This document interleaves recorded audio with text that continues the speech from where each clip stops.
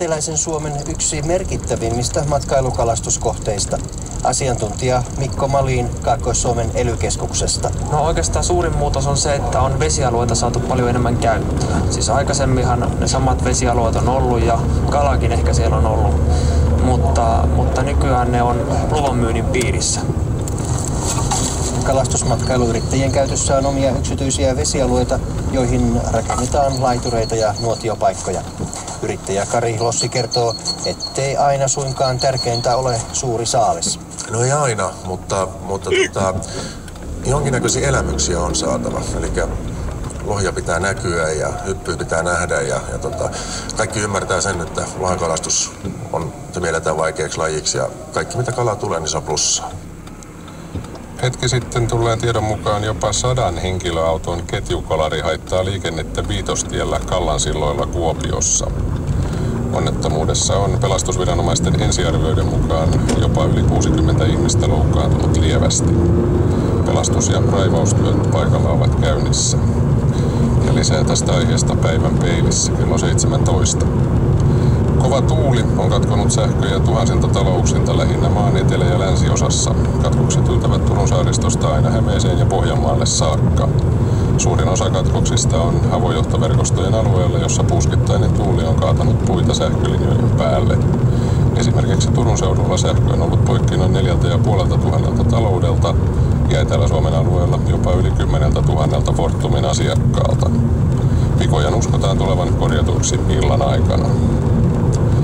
Säätiedotus. Sää jatkuu vuoden aikaan nähden kylmänä. Luvassa on kohtalaista tai navakkaa ja etenkin aluksi puuskaista tuulta. Illalla tuuli heikkenee, mutta voimistuu jälleen päiväksi. Vaihtelevaa pilvisyyttä ja lumikuuroja, yöllä tilapäisesti laajalti poutaa. Yön alin lämpötila on -5––10, Lapissa paikoin noin -20 astetta. Huomenna päivällä pakkasta on koko maassa 1–6 astetta. Tuulivaroitus Varsinais-Suomen Satakunnan, Uudenmaan, Kanta-Hämeen, Pirkanmaan, Etelä-Pohjanmaan, Pohjanmaan ja Keski-Pohjanmaan maakunnissa luoteistuuli on aluksi vaarallisen voimakasta.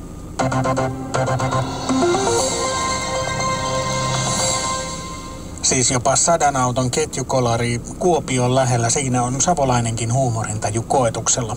Myös täällä Päijät-Hämeessä on tapahtunut liikenneonnettomuus. Mennään valtatielle 12 ja Sairakkalaan, eli Tampere-Lahti välille. Kyseessä on ensitiedote liikenneonnettomuudesta, joten tarkempia tietoja meillä ei vielä ole, mutta valtatietä 12 Lahteen päin tulevat ja Lahdesta juuri, voitaisiin sanoa, Hämeenkosken suuntaan matkalla olevat Sairakkalan kohdalla on tapahtunut siis liikenneonnettomuus. Kannattaa olla tarkkana. Nämä välillä tulevat mahdottomat lumipyryt kyllä haittavat myös liikenteessä. Kello on 16 minuuttia yli 16. Pinja, olet lehdetön puhu. Kun äänet aamun täyttää ja mä poistun oon. Tuuli tyhjentyneen jo näyttää, ahka huikaslikkoon.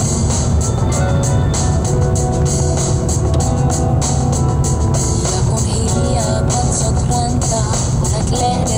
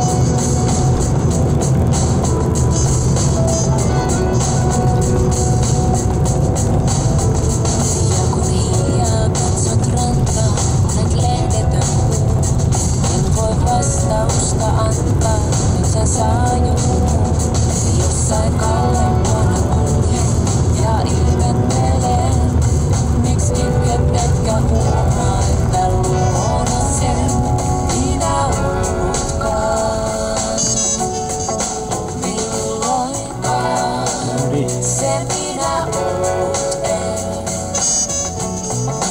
ollenkaan.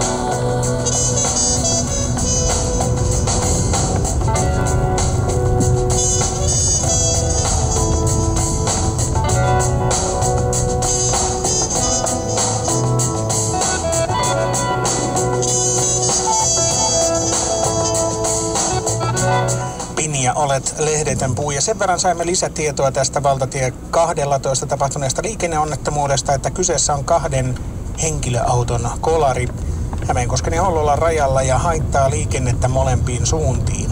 Eli valtatielle 12, siis Hämeenkosken ja Hollolan rajalla on tapahtunut liikenneonnettomuus, jossa osallisina 2 henkilöautoa. Ja tämä onnettomuus ja raivaustyöt haittavat siis liikennettä molempiin suuntiin. Ja mitäs tänään telkkarissa sitten tarjotaan? No tarjotaan paljon tietoa aiheista, jotka varmasti kiinnostavat suomalaisia. Mennään TV1:lle 19.30 Kuningaskuluttaja.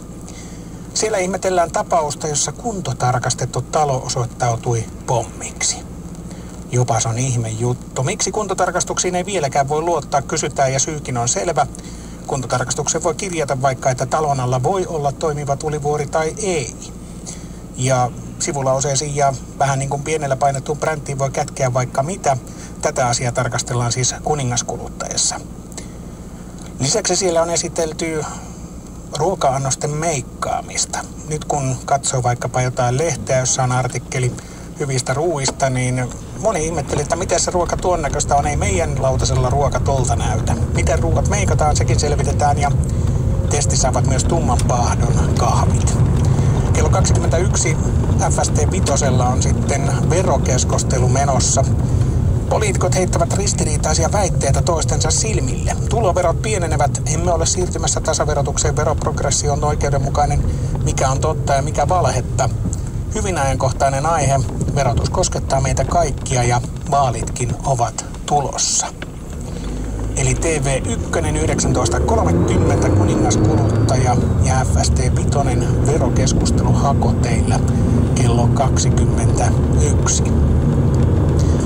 Kukaanhan ei myönnä sitä, että Suomessa ollaan siirtymässä tasaverotukseen, mutta ikään kuin näppituntumalta siihen suuntaan tunnutaan olevan menossa.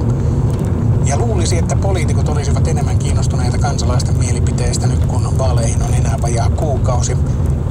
Moni suomalainen on sitä mieltä, että poliitikot ovat vieraantuneet kansasta ja kansan arjesta. Ja kyllä se ainakin välillä tuntuu olevan totta tämä väite.